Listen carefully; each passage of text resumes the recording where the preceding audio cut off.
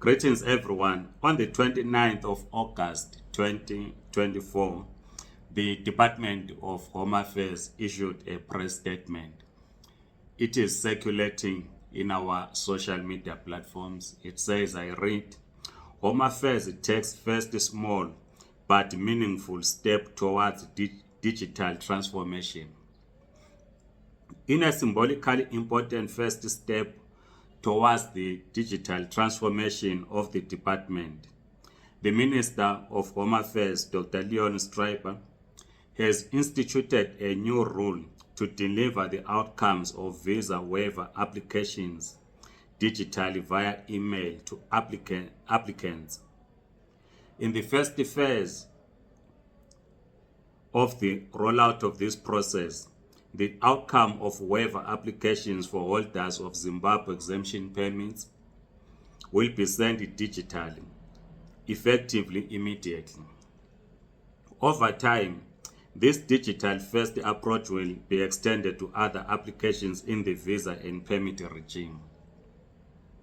This means that applicants will no longer be required to visit a VFS branch to collect physical paper-based copies of the waiver letters.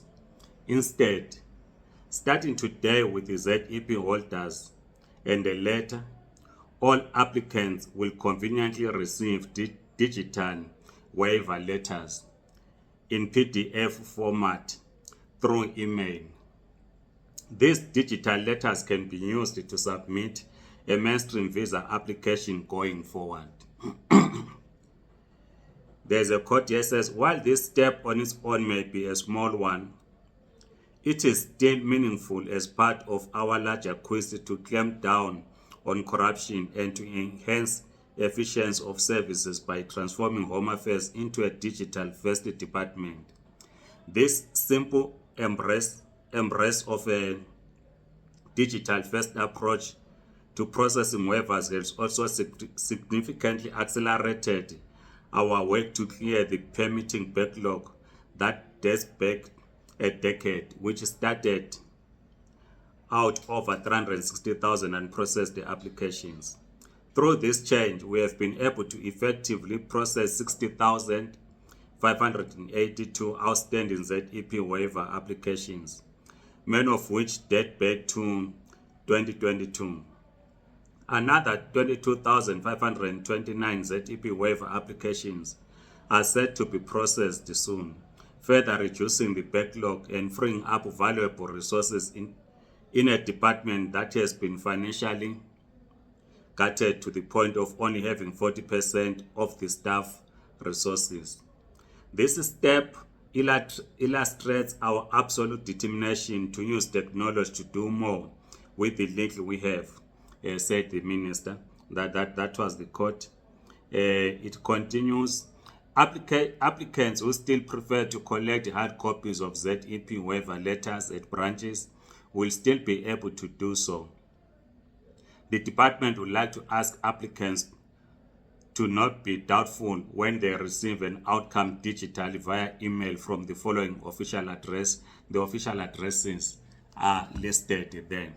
That is the statement from the Department of Home Affairs.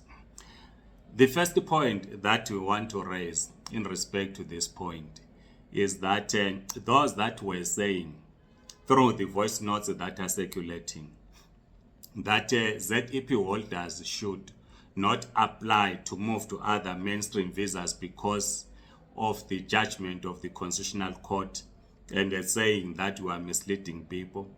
In the video that we recorded, the last one, we said the Department of Home Affairs communicates in writing. So now we have a statement that we refer to. So this statement does not say that the Minister of Home Affairs is awaiting to put together the Immigration Advisory Board to advise him on what to do with the Zimbabwe exemption permit, because that is the argument that some are raising and then accusing us of misleading you who follow this channel. And we said in the last video that while the minister indeed said the Immigration Advisory Board will advise him on what to do with the ZEP. He did not stop the process, which is already ongoing, of people applying to move to other visas. Number 2, the holders of ZEP have to select amongst the 17 visas that are out there, right? Not every ZEP holder applies for a general work visa. It's important to understand. Not every holder of ZEP applies for a general work visa. In the last video again, we said those that are waiting for waivers, those that have not applied for waivers, VFS is accepting their applications for a general work visa, right? And some were then saying, why are we not being refunded our money? And we said, no one has communicated to us that anyone is going to be refunded the money, right? So what does this mean? It means that holders of ZEP who are not applying for a general work visa still required to apply for a waiver. When I was writing on Facebook, I gave 2 examples. A person that applies for critical skills, say I'm not sure in terms of the grades, right? We have an artisan. Assuming you are an electrician, the critical skills require someone that has a grade 9. If you're an electrician, you understand what I'm talking about. If you are not like me, don't worry. It's in grade 9 and you have grade 6, right? in terms of the grading of the qualifications for artisans. So you're an electrician. In the critical skills list, as an example, I'm not saying this is so, but as an example, they've listed electrician to be grade 9 is on critical skills list, and you are grade 6. It means you do not qualify. So you need a waiver so that you can qualify, right? So this is why I'm saying not everyone applies for a general work visa. Someone runs a tourism company, right? Registered tourism company, pays all the taxes, is registered, is a holder of ZEP. But the company's market value is not 5 million rands.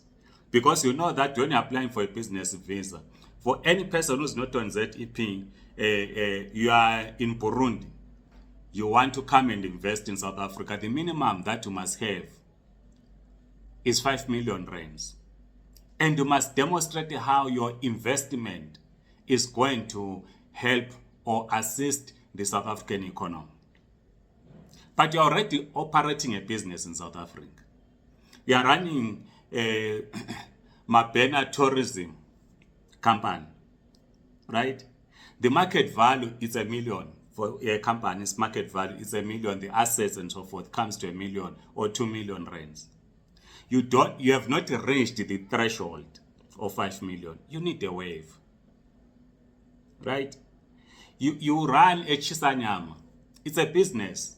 It's a small business. You do not have a 5 million. You need a waiver.